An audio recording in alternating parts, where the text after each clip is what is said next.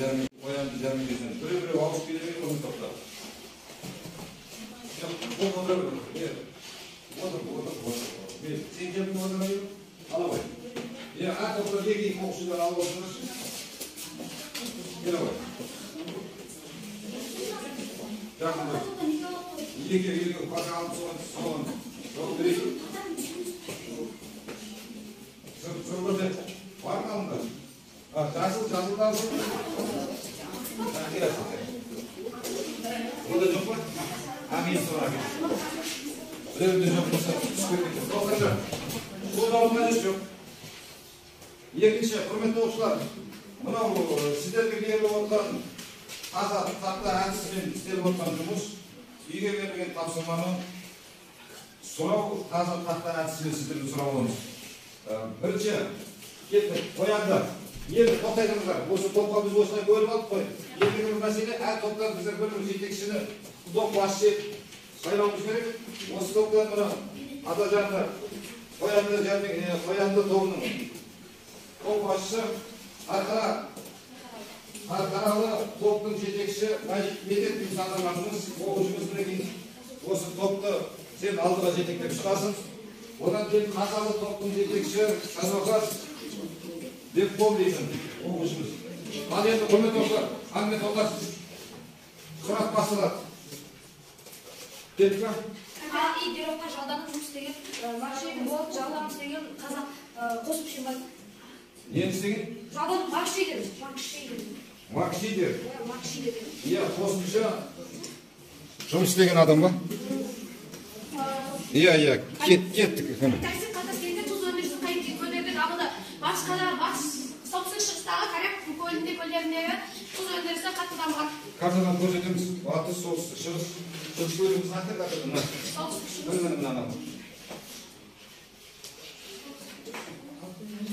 Қай жерде? Коряк өзені. Жоқ, неге солтүстік, шығыс? Солтүстік, шығыс ол жақ. Төмен қарап өтсең, Ресейге кетіп барасың, мына жақ. Шығыс, мына жақ, солтүстік, шығыс. Бері бет болмай ма? Павлодар жақ. Болды, шығыс жағы қайда өтіп картадан? Болды. Болды, кетемін. Одан кейін кеттік. Орынбор Ташкент теміржолы салуға қанша қазақ қатысты 40 мың жыл. Орынбор Ташкент теміржолы салуға 40 мың ба? Картада көрсетші Орынбор Ташкент теміржолы. Орынбор Ташкент қайда? Мен Үршкен алдына.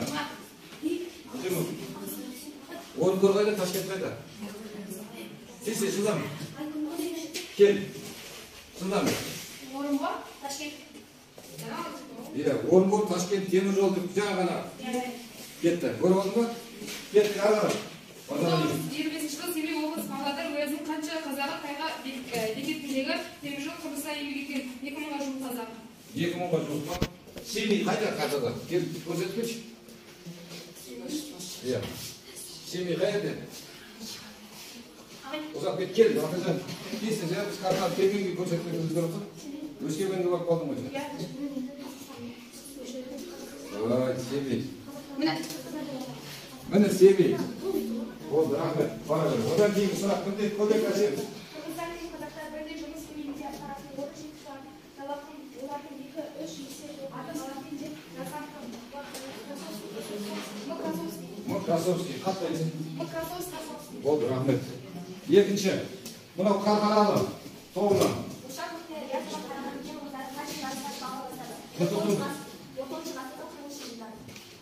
Кеттік жалғастыра береді арыз. Дискриминация дегенде адамдар кемсітіп шеттету. Сонда қазақтарды кім кемсітеді?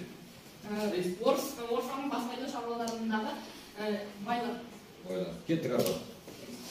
Қаласына теміржол магистрлігі қай кезеңде салынып бастады? 19-ағасырдың жылдары кеттік. Қамшал сөзі қазақ саласында қай кезеңде 19-шы ғасырдың 20-ші жартысында. Ал кезеңде Герцен серкелер жүздеп мамар деп күнді айтамыз Макшидер. Қашты дегеніміз не? Ол күнді қазақ, ол кәсіпорындағы өзінің үлесін иеленеді. Үшінші топта қазалы тобымыздың сұрақтарына жауап. Үй тапсырмасы сұрап барсын. 1906 жылы Лондонда құрылған акционерлік қоғам Спасск пен Нұскен орындарының акционерлік қоғамы құрылды. Сағатада жүргенде балалардың кәсіпорындары қай облысында дамды деген Ақмола және Семей облысы. Көрсет картадан. Ақмола үшеуін ала келді өзі. Жылдамдат. Қай облыс? Ақмола. Аха. Семей. Кеттік ары қарап. Есенғали. Өмірдің алғашқылардың бірі болып, мүмкін болып, Құмашта, Аппақ, Байжан. Байжан. Жетір, сұлымды. Өтір бар ма? Бітті. Біздер құрметті оқушылар, мынау үй тапсырмасы бойынша жаңағыдегі азаттықтар әдісімен үй тапсырмасын сұрау, сіздерді сосын топқа бөлу әдісімен де жүргізіп өттік. Ендігі құрметті оқушылар, біздер мынау жаңа сабақ өтуіміз керек бүгін. Жаңа сабағымыздың негізгі тақырыбы жәрмеңке сауданың дамуы. Сауда жәрмеңкенің дамуы мынау тұрған біздің Қазақстан. Қазіргі Қазақстан облыс, Қазақстанның бүкіл территориялық аймағында 14 облыс бар екенін біз толық көзіміз жетіп тұр. Бұл жердегі негізгі сауда қарым-қатынастары дамыған жер Павлодар, одан кейін отырған Көкшетау, одан кейін Петропавл, одан кейін Ақмола облыстарында, одан кейін Қостанай. Осы жерлер, осы аймақтар біздің жалпы сауда жәрмеңкесі, яғни барысында сіздер мен біздер оны толық қамтып кетеміз. Екінші, бұл жердегі жаңа білім, енді бұл жаңа білімде біздер енді осы қазақ даласында жаңағыдегі қай жерде қандай сауда орталықтары болғаны видео түсінік арқылы сіздерге біз жеткіземіз. Құрметті оқушылар. 19 ғасырдың ортасында қазақ жеріндегі негізгі сауда орталықтары қайда болды? Атақты жәрмеңкелер қайда орналасқан? Жәрмеңкелер саудадан басқа тағы да қандай рөл атқарды? Осы сұрақтарға жауап беруге тырысайық. 19 ғасырдың ортасында қазақ жеріндегі негізгі сауда орталықтары қайда болды? Капиталистік қатынастар жәрмеңкелік сауданың дамуына елеулі әсер етті. Ресей капиталы өлкенің ең алыс жерлеріне де еніп, жергілікті мал шаруашылығын Ресейдің, Орта Азияның, Батыс Еуропаның сауда нарығымен тығыз байланыстыра түсті. Жәрмеңкелік сауданың дамуымен сатылатын малдың құрамы да өзгеріске ұшырады. Орыс көпестерінің сатып алатыны басында жылқы болса, кейін мүйізді ірі қара сиыр малына сұраныс артты. Атақты жәрмеңкелер қайда орналасқан? 19 ғасырдың екінші жартысында Қазақстанда жәрмеңкелік сауда дами бастады. Ақмола облысында Тайыншакөл, Константиновская, Петровская, Семей облысында Қоянды, Шар, Покров, Жетісуда Қарқара, Сырдария облысында Қазалы, Ақмешіт, Орал облысында Ойыл, Темір сынды ірі жәрмеңкелер болды. Сауда көбінесе қазақтарға тиімсіз әдістермен жүргізілді. Жарты фунт шай мен 1 фунт қант бір қойға, 15 тиыннан аспайтын ұстара бір қойға. Самаурын 20-25 қойға айырбасталды. Қазақстанның сауда қатынастарын жүргізген елдері негізінен Орта Азия, Монғолия, Қытай болды. Жәрмеңкелер саудадан басқа тағы да қандай рөл атқарды? Әлеуметтік мәдени салада жәрмеңкелер ерекше рөл атқарды. Ел ағалары бас қосып жиын өткізді, билердің төтенше съездері де осында өткізілді. Ірі спорттық шаралар, ат жарыстары, ұлттық ойын түрлері өткізіліп тұрды. Атақты балуан Қажымұқан Мұлайтпасұлы жәрмеңкеде жарысқа түсті. Атан Сері Балуан Шолақ, Жаяу Мұса, Майра Шамсуддинова, Әсет Найманбайұлы, Әміре Қашалбайұлы да жәрмеңкелерде өнер көрсеткен. 1905 жылы Әлихан Бөкейхановтың басшылығымен атақты Қарқаралы петициясы Қоянды жәрмеңкесінде жазылды. Енді, құрметті оқушылар, ендігі мынау Қазақстанның территориялық аймағында біз білеміз, жаңа үлкен сауда орталықтары болғанын. Мынау әрқайсыларына мен мынандай бір картаны берем. Осы мынау жоғарыда карта сіздерге ілулі. Осы картаны пайдалана отырып, сосын өз оқулығымды пайдалана отырып, мынау берілген алдарыңызда тұрған картаның қай жерде қандай жәрмеңкелер орналасқанын ортаға қойсаңыздар ала беріңіздер. Қай жерде, қай облысы, қай жерде қандай жәрмеңкелер болғанын осы картада белгілейсіздер, құрметті достар. Иә, қай жерде қандай карта, қандай жәрмеңкелер болғанын оны белгілеңдер. Ана стикер тұр ғой. Мынау алдарыңда жасыл стикер тұр, сол стикер арқылы. Базаралиева, мына мен қатты және оның атқаратын жұмысында маған. Сол картаға белгілеңдер, берген ол карта сіздерге. Сіздерге сол картаға.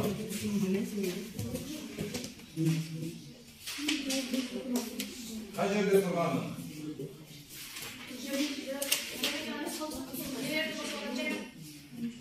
bana jәрмеңке керек.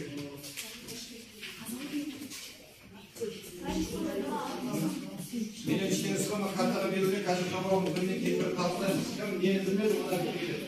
Мынау құрметті карта.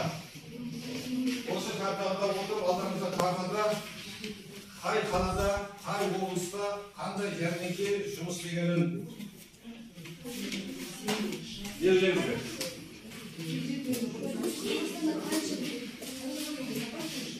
Картаның оңтүстігі, солтүстігі, шығысы, батысы. Orada түсіресің. Қай бағытта екенін. Солтүстігі мынау ғой. Оңтүстігі, шығыс, батыс. Мынау ішінде карта бар ғой. Осы картаны пайдалансаңызшы. Böyle kömekleşsiniz balışları. Özürler bölümlerine kömekleşsinler. Onların adamını koymayıp koy.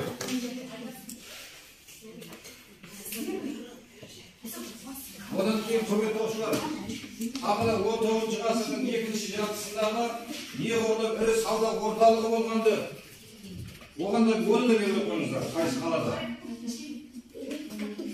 Ірі сауда орталығы болған. Уақыт кетіп бар.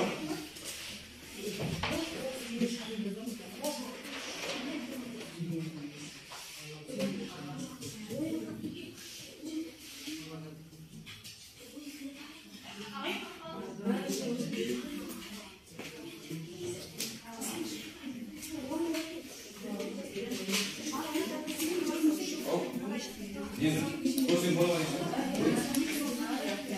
Көр, пайдалан.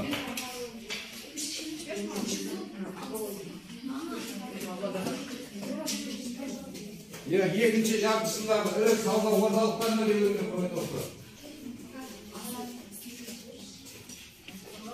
Тез. Болдыңыздар ма?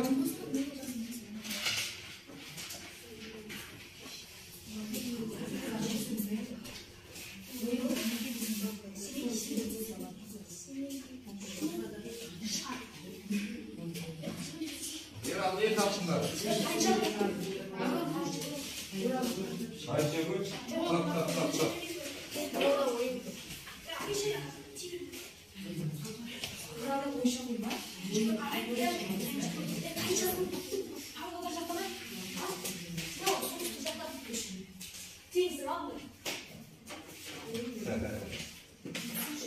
Pavlodar облысында mı? Petropavlda. Pavlodar облысы Tanışı'da öldürülür. Қайда таптың ба? Petropavl облысы ғой, Petropavl. Ағы не бар? Бар. Кел, жылдамдағында. Гурик, аты өзгеріп тұрмай ма бәрі?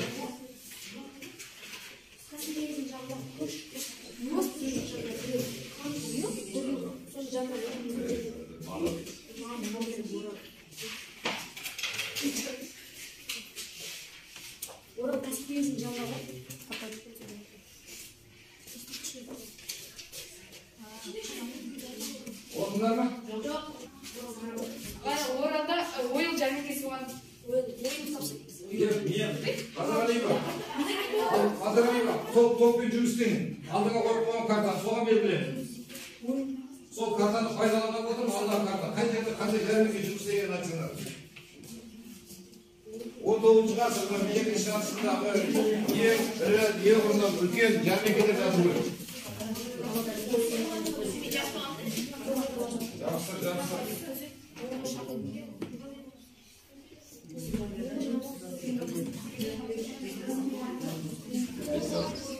Жақсы. Өте тамаша. Айтқаның осындай жақсы.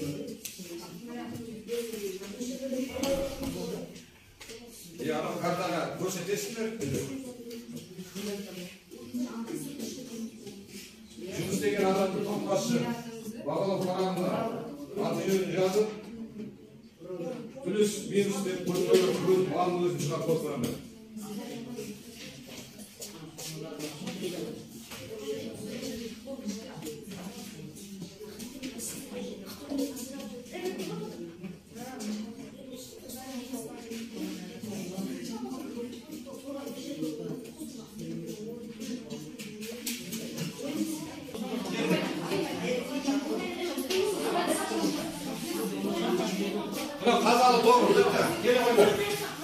салған шулама орын жайын. Кім болмай, сен қыздар, кәсіп шық. Біреу картадан көрсетесіздер, ағалар. Өздерін алдарына қойып көріп. Бұлай қарап тұрыңдар. Біреу картада көрсетесіздер, оқудан артысыңыз. Иә, сөйлейді. Қазанда қарасыңдар бана. Кетті. Қалған тұршы. Сырдария облысындағы әулие ата қазіргі Тараз қаласындағы жәрмеңке бар.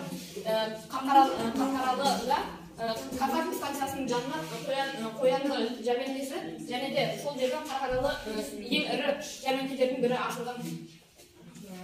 Атбасар ең ірі сауда орталықтарының бірі болған.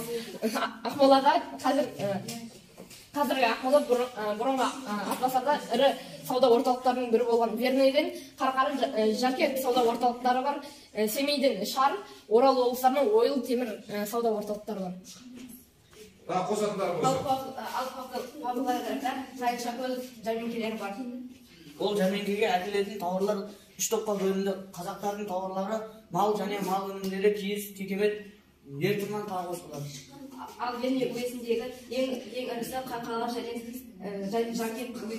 Ал сауда орталықтарында мәселен Ірбіт жәрмеңке орталығында 2 тонн 70 теңгеден тұратын қатарында қазақтарға 50 тоннан айбастап сатқан.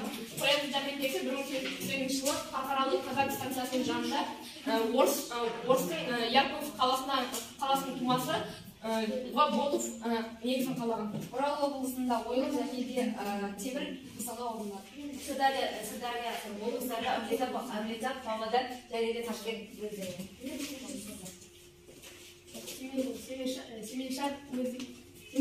Семей уезінде Шар жәрмеңкесі. Кетті, қатадан. Бек оқуға ғой. Мына картадан қойыңдар. Кеттік, адамдар. Шар, Петропавлда Тайыншакөл, Оралда ойыл және темір. Ақмола уезінде Константинов және Еленов деген жәрмеңкелер қарқынды жұмыс істеді.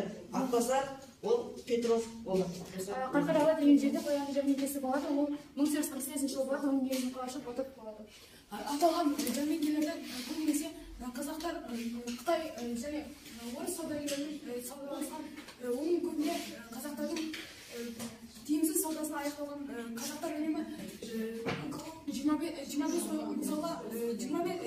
қойға бір сом алдыңды айырбастаған. Ал бір реттік ұстанымның өзін қазақтар екі қойға алған. Ресей, Еуропасынан киім кешек, ыдыс аяқ, тағы басқа. Ал Орта Азиядан крем, шынылар, Тайыншакөл. Ол жәрмеңкелер 3 топқа бөлінді. Қазақтардан текемет, крем, басқалар бөлінді. Қазақтар мал шаруашылығындағы терлерді және содан алған Әулиеата деген жәрмеңке өткен. Келді. Қоянды жәрмеңкесі деген.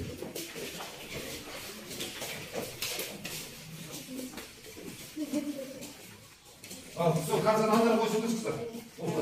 Иә. Қазақстандағы ең ірі жәрмеңкелер Қарқаралы уезіндегі қоянды, Атбасар уезіндегі Петров, Орал облысындағы ойыл және де темір. 19 ғасырда белгілі Семейде болған шар бекінісі. Дәл осы жәрмеңкелер барысында фарфор, темір, ағаш және де сондай темірден жасалған үй заттары, тұрмыстық заттар жасалған, тұрмыстық жаратылған пайдаланатын заттар жасала бастаған. Және де дәл осы Верный бекінісінде мал және малға ойланатын заттар дәл сондай тағы да басқа заттар қатты кеңінен қолданылып, дәл сол Верныйде сұраныс артқан. Оралда ойыл жәрмеңкесі болған. Павлодарда Шар жәрмеңкесі болған. Дәл осы жәрмеңкелер бойынша Тайыншакөл жәрмеңкесі онда тұрмыстық заттар киім-кешек, азық-түлік, ұн, тағы ұн, бидай, дәл осы бойынша тұрмыстық саудаға сұраныс артқаны белгілі болып отырамыз. Және де дәл осылар бойынша Семей өзінде шар жәрмеңкесінде үй жинақтары сатылып отырған. Дәл осы жәрмеңкелерді Қазақстанда болған жәрмеңкелер Қазақстанда болғанымен Ресейге қаржысы Ресейге барып түскен болатын. Қарақа ойыл шар жәрмеңкелері орналасқан облыстар жетісу, Орал, Семей. Қарқаралы жәрмеңкесінде үй заттары сатылған. Яғни өзінде Қарқара жәрмеңкесінде киім-кешек темірден жасалған тұрмыстық затқа сұраныс артқан. Семей облысында 9 ғасырда шар жәрмеңкесі болған. Болды, рахмет. Кеттік. Енді құрметті оқушылар, біз сабағымызды ары жалғастырамыз. Ендігі мәселе әр топ басшылар жаңағыдай қоянды, Қарқаралы, одан кейін Қазалы топ басшылар орындарыңыздан тұрамыз. Әрқайсылардың жеке ойларында осы жерде маған түйіндеулері керек.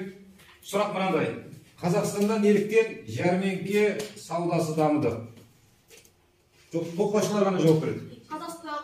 Орыс көпестері шетелдерден Қазақстанға қарай жәрмеңке ашты. Дәл осы жәрмеңке бойынша жәрмеңкеде түскен сауданы өздерінің қаржылары қалтасына басып отырды. Дәл осы бойынша жәрмеңкелер көбейді де, басқа да сауда жәрмеңкелері дамып, олар Қазақстанда көбейе бастады. Осы себептер бойынша орыс көпестері бірнеше жәрмеңкені ашып тастаған.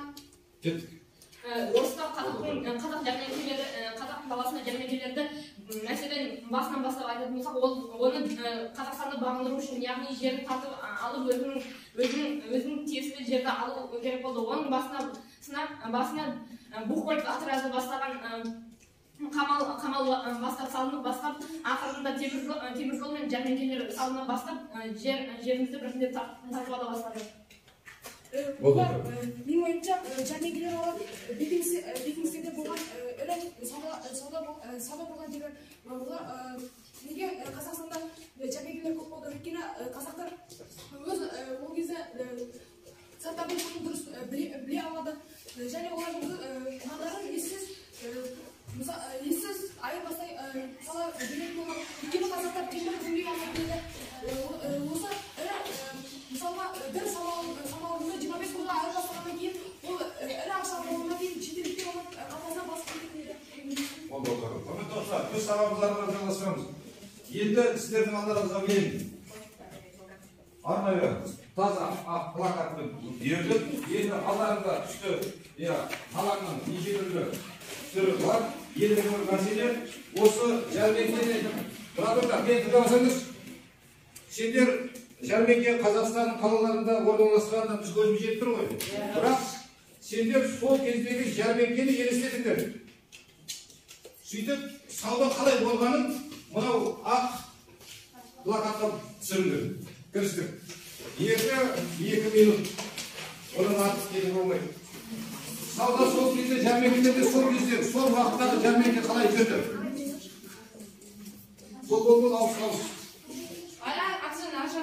Болады, мұндай болсын. Сол кездегі жәрмеңкені сурет салды.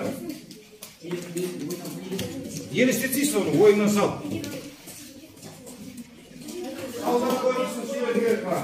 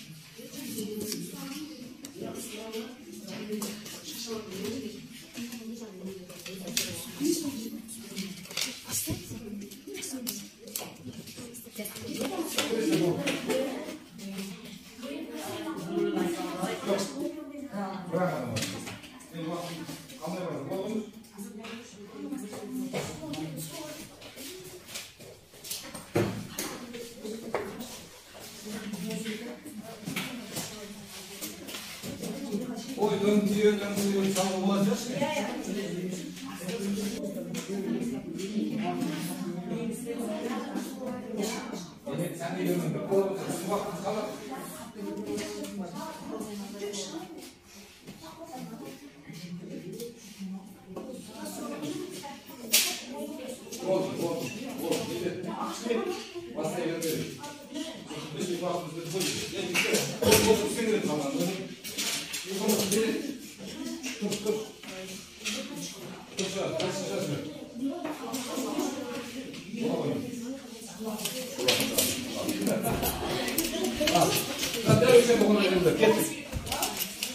Şurada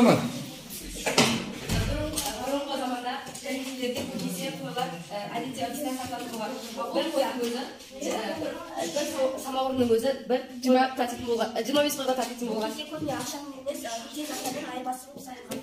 Және көбісі тірі жануарлармен және тірі жануарлармен бағаланған. Мысалға бір қазанға 2-3 қой деген сияқты.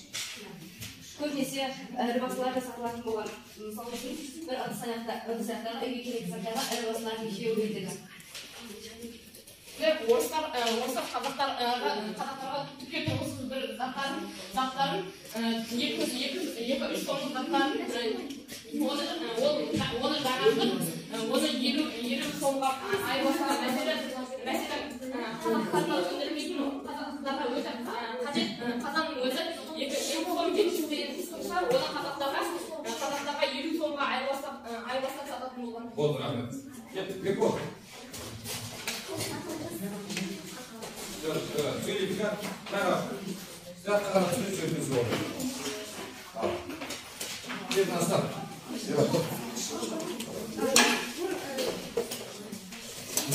Қазақтар жәрмеңкелерде өздері темірді еден алмаған соң орыстардан темір бұйымдардан отқа сатып алған самаурында 25 қойға онда 10 немесе 20 қойға ал қазанды 50 сомға ал түкке тұрғысы бар ұстараны 5 қойға сатып алған. Бірақ бізге жәрмеңкелердің зияны ғана тиген жоқ. Біздің қамқасылы және тағы да басқа атақты әншілеріміз осылай жәрмеңкелерде өнер көрсетіп сол жерден алғашқы өнерлерін сол жерге бұл жерге қытайлар өз қосылмаған ал орыстар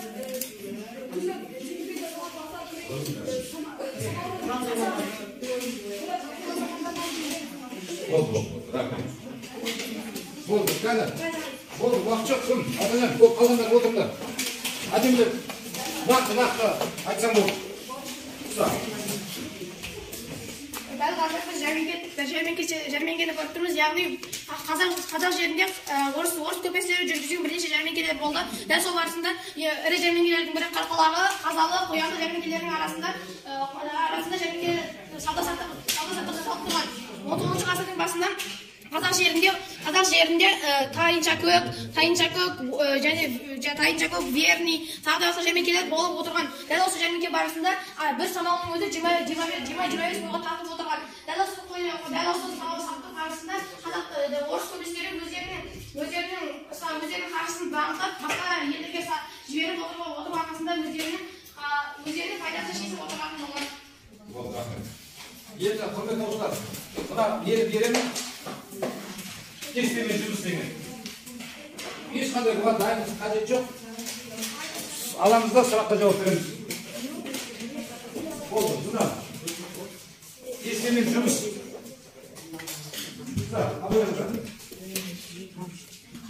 Кестемен жұмыс. Ер аралайтын сауда, тұрақты сауда, жәрмеңкелік сауда. Бұған жауап береміз, соңғы олай жоқ.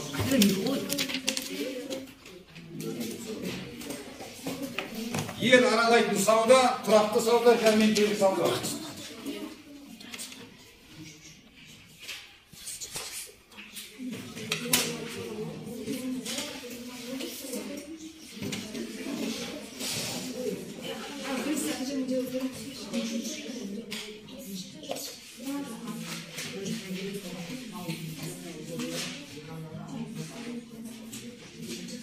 Жазма ауызша етмесіңдер бұл.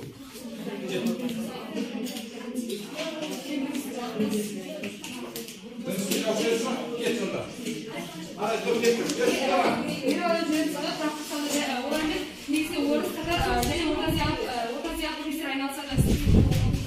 Ketті. Тұрақты сауда. 19 жасынан 20 жасқа шейінгі жәрмеңкелер маңызды төмендей бастады. Дәл осылай.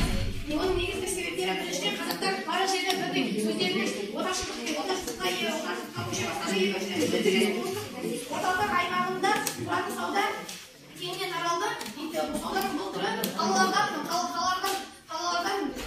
бір жерде ғана болатындықтан тұрақты сауда болып есептеліне бастады. Ketті. Үшінші. Жәрмеңкелік сауда. Жәрмеңкелік сауда мал өсірушілер мен отырықшы диқандардың арасында базарлық деп аталады. Сауданың бұл түрі мал мен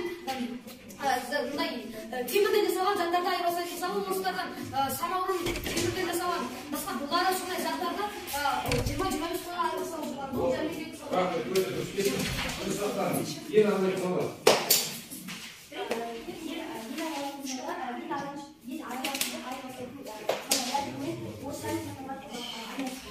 Ketті. Екінші тұрақты сауда. Ол тұрақты сауда жәрмеңкелерді әлсіреге салуының бірінші себебі ол облыстық өздерге өзінің отырықшылық саудаға көше бастады. Екіншіден өздік облыстық аймақтарда жәрмеңкелердің тұрақты саудасында құны қалмады. Үшінші сұрақ. Кетіп барады. Жәрмеңкелік сауда. Жәрмеңкелік сауда мал өсірушілер мен отырықшы диқандар үшін өте дәлелді тиімді болды. Жәрмеңкелік сауда мал сатушыларға өте тиімді болды. Ол өз малдарын және мал өнімдерін айырбастай алды. Болды, рахмет. Кеттік. Одан кейін қазақ тобы. Сөйлеп істейсіз жылда бөлше ер қарап. Жартылай көшпелі қабылдау оны күнделікті қажетті тауарлар сатты. Тұрақты саудаға не қылды? Аты жоқ бек болды.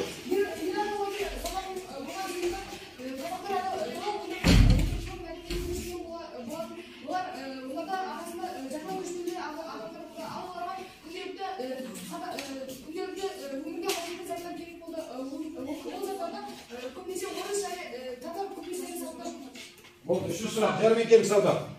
Бер көзілге бер. Жәрмеңкелік сауда мал өсірушілер үшін тиімді болды. Олар малдарын көбіне айырбастай алды. Сатушы қазақтарға өте тиімді болды. Тұрақты сауда дегеніміз қазақтардың отырықшылары болғандықтан олар әдетте бөлек болды. Бұларға көптеп жәрмеңкелер пайда бола бастады. Міне, құрметті достар, бүгінгі біз өтіліп жатқан тақырыбымыздың өзі сауда мәселесі. Сәл сабырсаңыздар, екінші мәселе бұл өткен ғасырдың кезеңіндегі қазақ даласындағы орыс, яғни патша үкіметінің жүргізген саясатының бір тәсілі. Қазақ даласында, қазақ қалаларында ірі сауданың болуы. Ендігі бір мәселе, құрметті оқушылар, біз сабақты қорытындылауымыз керек. Ең бірінші сендерден бір-ақ ауыз сөз сұрақ қойылады. Ірі жәрмеңкелер Қазақстанның қай аймақтарында болды? Болды, кеттік. Екінші. Бүгін кезде ірі сауда орталықтары Қазақстан солтүстік және орталық жақтарын қамтылады. Кетті. Мысалға бірінші қара, ірі жәрмеңкелер Қазақстанның қай аймақтарында болды деген сұрақтың жауабын біз алдық. Екінші сұрақ, құрметті оқушылар, бұл сауда қай жылдары болды? Кеттік дейді. 1967 жылдар аралығында. Десен. 9-шы ғасырдың 70-60 жылдары. Кетті. Тұрақты сауда 19 ғасыр мен 20 ғасырда болған. Болды, кетіп баратырмыз. Қорытындылау. Үшінші сұрақ. Жәрмеңкеге қай елдің саудагерлері өз тауарларын сатты? Ресейдің саудагерлері және қазақтардың саудагерлері бір-бірімен айырбастасады. Оның ішінде ресейлер андай болды. Сәл кән ерал. Ресейлер қазақтарға самауыр сатудан қазақтарға айырбастасып 20 ғасырда болған. Кетті. Есан. Орыс татар және орта азиялық елдер. Кетті. Не деді? Европа, орыс, татар, орта азия. Қыздар сендер Украина, сен қыздар көмектесіп бердіңдер ме? Одан кейінгі қорытындылаудағы сұрағымыз қандай тауарлар сатылды? Ресейдің Еуропалық бөлігінен киім-кешек, қант, оның жайын тағы солардың. Тағы, ау. Қытайлар өз жібектерін және фарфорларын ал қазақтар десе өздерінің малдан алған мал өсірушілердің малын терілерін ал орыстар болса көмірден жасалған түрлі құрал-жабдықтарын сатады. Азия саудагерлері әртүрлі шабар киімдерін деп аталады. Тоқтар, кеттік. Болды, жетеді. Одан кейінгі сұрақ. Жәрмеңкені жәрмеңкенің қазақтар үшін пайдасы қандай? өзінде жоқ тауарларды ресейден айырбас жасау. Мысалы қазан табақ, иіс су сияқты самаурын. Тағы қыздар не болсын? Амина. Жәрмеңкелік сауда бұл түрі бұрын сақтаушы қазақтарға өте тиімді болды. Соңғы әртүрлі бөліктермен малдарды сатып олар түрлі сатады. Жәрмеңкенің пайдасы олар Қазақстандағы түрлі талантты адамдарда жұлдызын ашып береді. Жәрмеңкелерде олар өнерлерін көрсетіп, түрлі жігіттер тәрбие етті. Жәрмеңкелерде өнер көрсетеді. Атақты балуан жолақ бар. Қазмұхан Байқасы бар. Сосын Майра Шамсудинова дейтін Арна Қашаубаев. Жарайды. Мына құрметті достар, жәрмеңке Қазақстан халқына қандай, сол кездегі тұрғылықты елді мекенде өмір сүріп жүрген халыққа қандай пайдасы бар дегенді құрметті достар, кішкене болса да біздер қазақ халқы мына тепе-теңдік саудасы деген бар. Тепе-теңдік, одан кейін айырбас саудасы. Біздер тепе-теңдік, айырбас саудада біз тепе-теңдік болған жоқ біздерде. Біздерде айырбас саудасы басым болған. Себебі алынған заттың құнын олар бізден алғанмен, олар бірнеше есе саудагерлер ортадағы алсатарлардың өз пайдасына келіп отыр. Енді құрметті достар, енді еге берілген тақырып, еге берілген тапсырма сендерге интернет материалдарын пайдаланасыңдар. Сосын жаңағыдай бұрынғы қазақ даласындағы жолдар қандай еді, қазіргі қазақ даласындағы жолдар екеуін бір-бірімен салыстырасыңдар. Сөйтіп технологияның бұл күндегі салынып жатқан асфальт жолдарының бір-бірінен жаңағыдай 18-ші ғасырдың, 19-ші ғасырдың, 20-ші ғасырдың, 21-ші ғасырдағы жолдармен бір-бірімен салыстырасыңдар.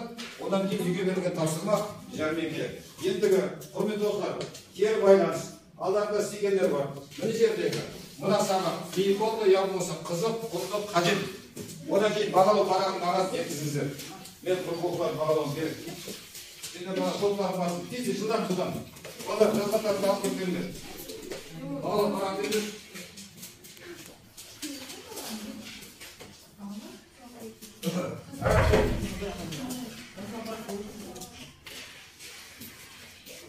Болдыңдар ма? Тез жазыңдар. Мынау қиын, қызық, құнды, қажет.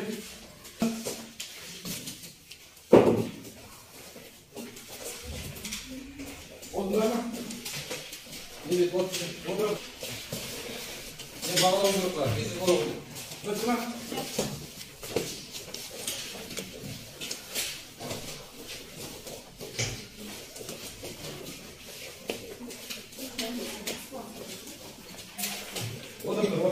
Құрметті оқушылар, жалпы біздер 3 топпен сабағымызды бастағанбыз. 3 топпен сабағымызды қорытындылап аяқталып отырмыз.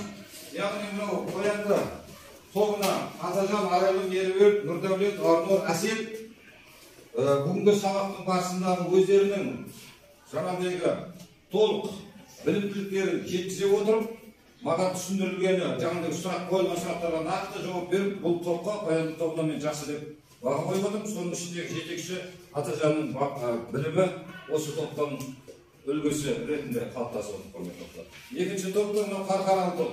Қарқаралы топта Медет, Сымбат, Ақтолқын, Амина, Жаңғыр, Бияс. Құрметті достар, мынау сіздердің бағалаған парақтарыңды көріп отырмыз. Бұл жердегі бір сұрақтан кейінгі бірнеше сұраққа Бияс мынау сұраққа ешқандай жауап жоқ. Топ болғаннан кейін топпен бірге күресіп жұмыс істеу керек, құрметті достар. Оның жаңағыдай топта отырып, жаңағыдай білім әркімнің өзі үшін күресу керек, бірақ топта жүрсін ба, топпен бірге атсалысу керек. Бұны жаңағыдай қарқаралы тобында үшеуінде білімдері өте жақсы, құрметті достар. Үйге берген тапсырма осы. Бағаларың осылай сіздерге қойылды. Сау-саламат болыңыздар.